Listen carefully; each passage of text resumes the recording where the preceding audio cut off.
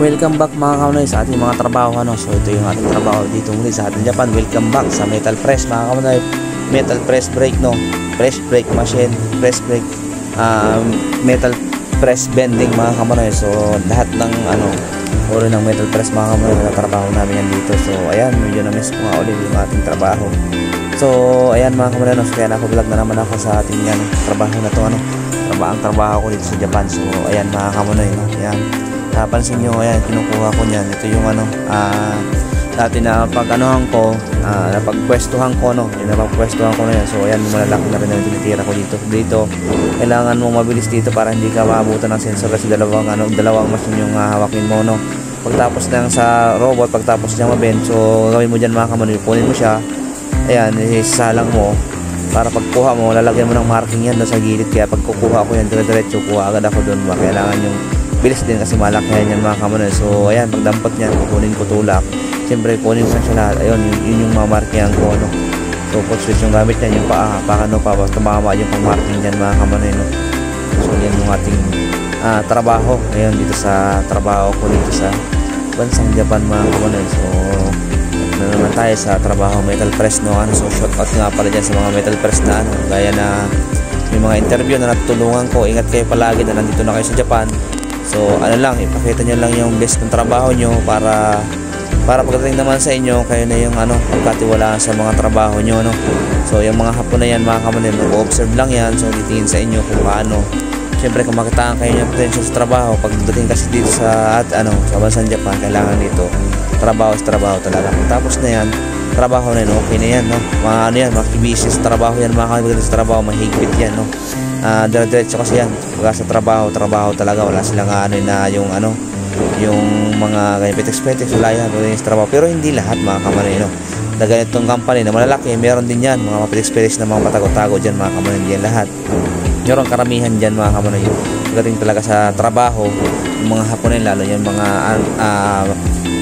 posisyon na yan, hindi pwedeng pa ganyan-ganyan lang yan mga trabaho talaga yan, Hindi nila iniisip yung basta trabaho lang sila ng trabaho. Kaya nga nabas sa ganyan mga kamunay na workaholic ba sa yun mga sinasabi nila dito, So kasi trabaho talaga sila.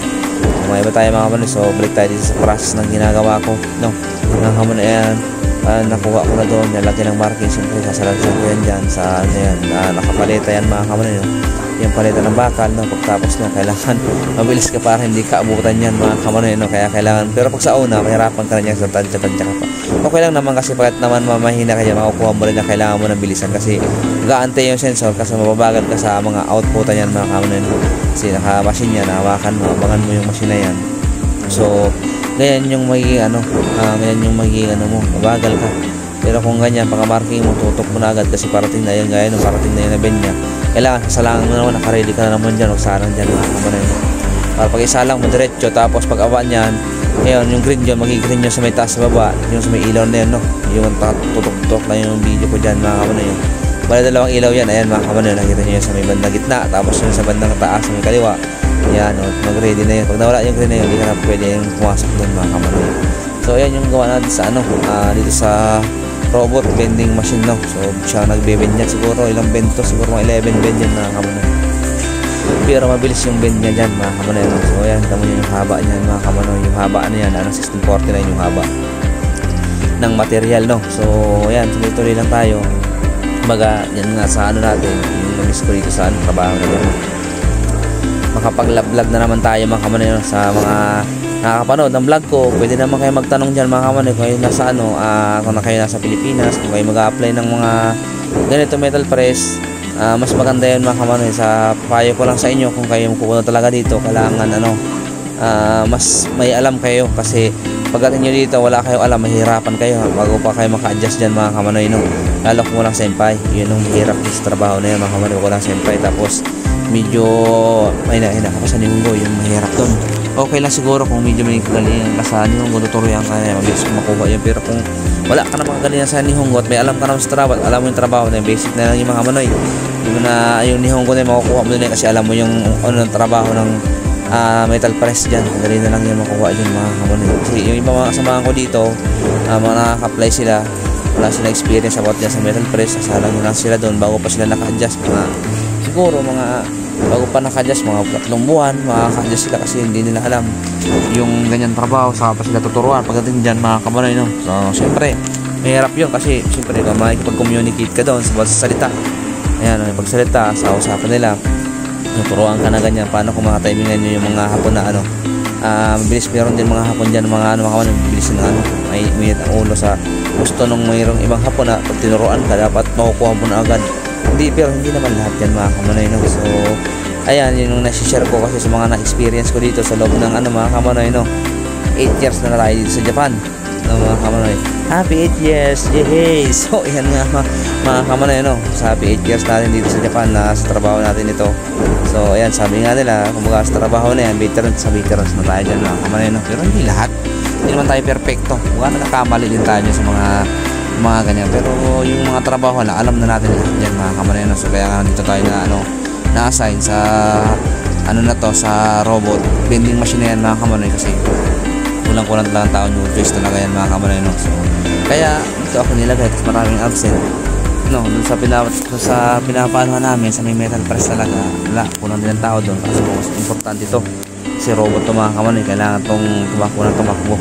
Tapos yan, yung length pa yan matagal, kaya kailangan talaga na laki may tao dito, ano, sa mga kamanoy dyan. Sa mga kamanoy nga pala, kung magtatanong kayo, okay lang mga kamanoy, kung mag-comment lang kayo dyan sa comment section sa baba para maano ko kung ano mga katanungan nyo, kung ano man yan, basta interview kung punta dito sa Japan, kaya ko kayo matulungan.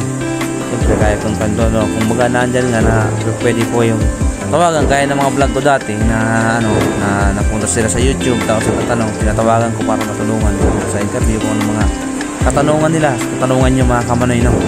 So, maganda yun, ano. So hindi pa nga po pala nakakilala sa akin, napakilala po muna ako, ano, naku nga po pala si Mr. Jason Gantong, kilala po sa tawag na Sonmanay TV, kaya nga po yun yung ano, yun yung pinangalan ko sa aking Facebook page na to mga kamanoy, kaya sa YouTube channel, no? Ayan mga kamanoy, no?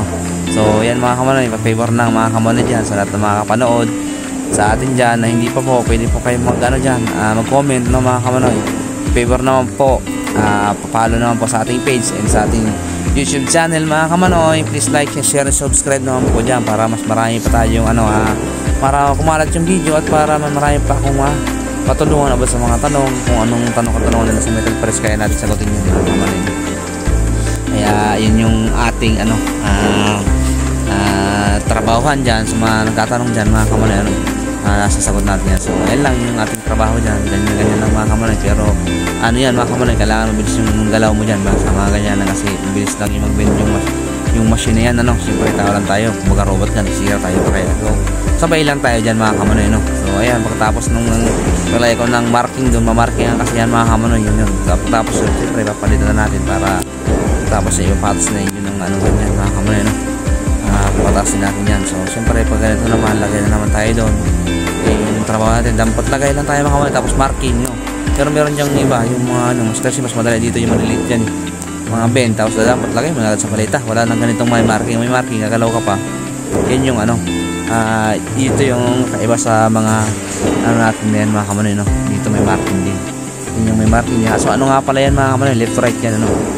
Left right yan nakalagay dyan, binibending yan mga kamanoy, no. Yun yung bending yan, left right. Pagkatapos yan ano, right yan, so yung left naman, kasi ano yan, cover ba, tapatan yan mga kamanoy, yung ginagawa na yan dyan. So ayan nga ano mga kamanoy, so ayan sa susunod na ulit na video mga kamanoy, ano. So mag-iingat kayo palagi, God bless mga kamanoy. Para sa susunod na video meron pa tayong ano sa ating metal press. Bye bye.